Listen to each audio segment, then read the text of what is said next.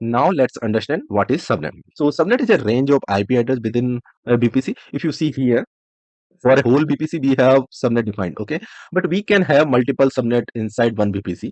So we are having subnet A, subnet B, subnet C, and these all belong to this particular range, which is mentioned here. So a subnet is a range of IP address within a VPC.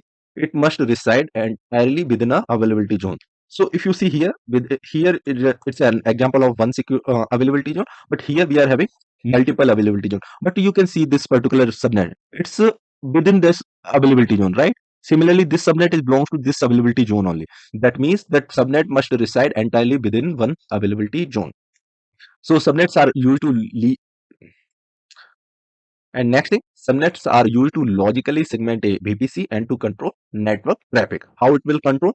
For example, we are having a VPC, we are having multiple subnets. So we are having some machine. For example, we are having web server, we are having DB server, right? We want that user from internet can access this application. But do you want that this should have the access to your DBs as well?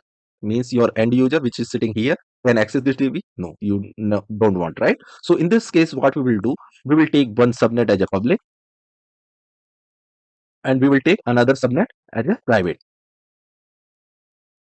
So this web server, we will keep it here, or we can do like we can use one load balancer here and we can keep that one in our public subnet.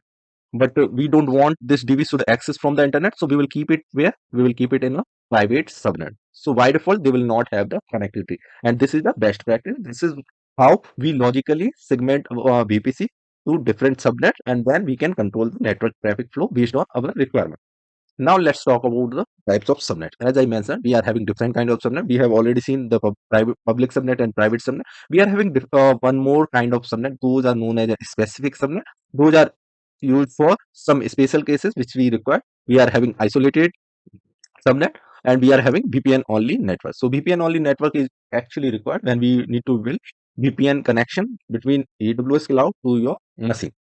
So these are the some specific cases. Just understand we are having four types of subnet, but we categorize into three: public, private, and specific or other subnet.